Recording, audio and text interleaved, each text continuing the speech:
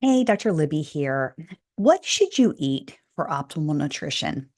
That was a question I did not know the answer to from my conventional medical training. I learned a little bit about nutrition in medical school, but I remember several years ago being asked to give a talk about nutrition um, in the local community. And I'll tell you, I've never prepared more for a presentation in my entire life because I didn't have a good understanding of the fundamentals of nutrition from my medical education. I think people think doctors are experts in these things. And I'll tell you, my conventional training did not make me an expert in this.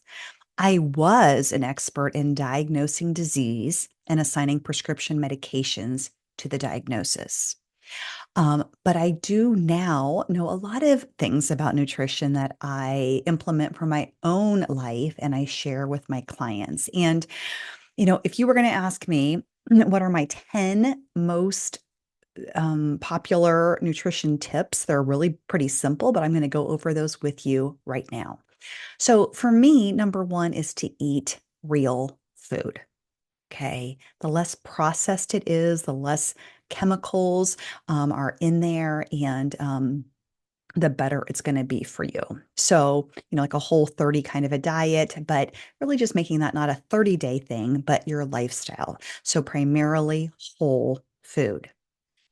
Number two is veggies. I'm a big fan of veggies. I am not a vegetarian or a vegan, but I do think vegetables are good for you. And no one really likes vegetables. You just have to learn to like them. So I try to incorporate veggies into almost every meal. They're packed with nutrients, they're low in calories, they're high in fiber. So learn to like your vegetables.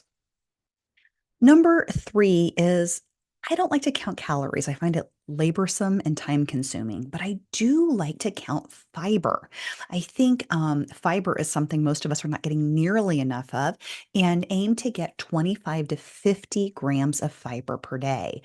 It's the part of the plant-based foods that pass through digestive system without breaking down or being digested, and it's healthy for the gut lining and the good gut bacteria.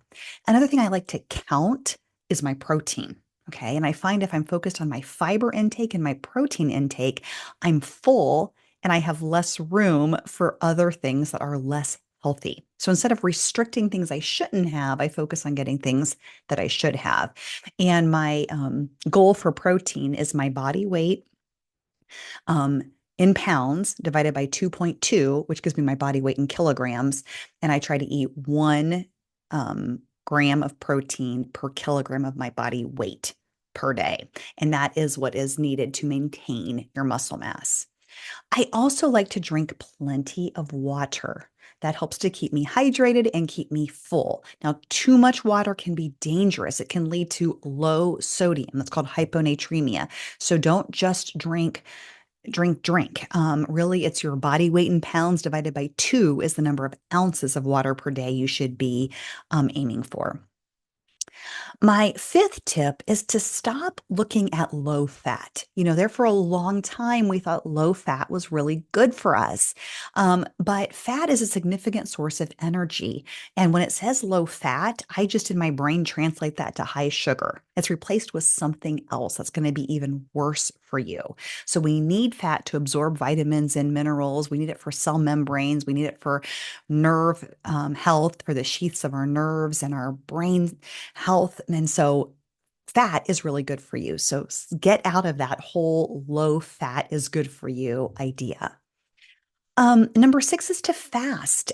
We all fast anyways. Fasting is the time that we're not eating. And so from the last calorie we eat every night before we go to bed until the first calorie we take in the next morning, we are fasting.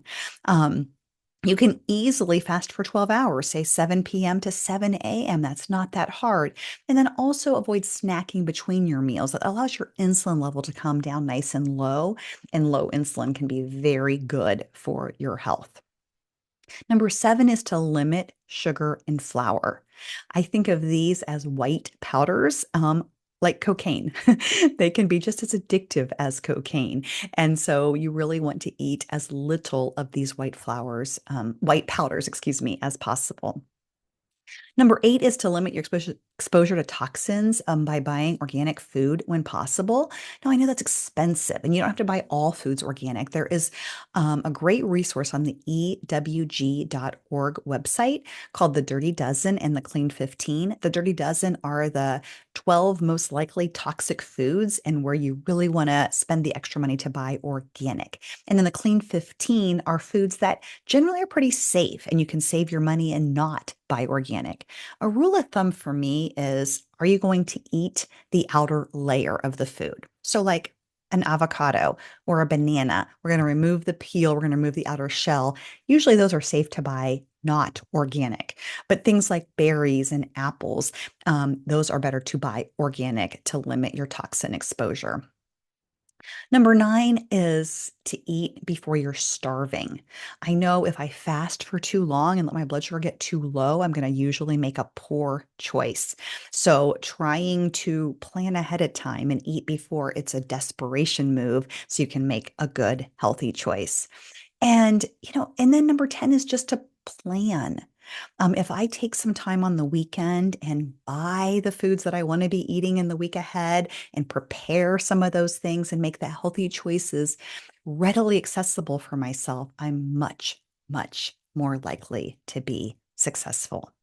I'll tell you, I am no longer about the 30-day challenge or the short-term fix that's highly, highly restrictive. If I want something, I'm going to have it because I can't sustain that long term. But what I am about is making more healthy choices every single day, every single week than I am unhealthy choices. And that's a sustainable diet that I can stick with long term. And as long as I'm taking more steps forward than backwards, I'm moving in the right direction when it comes to my health. Have an amazing week.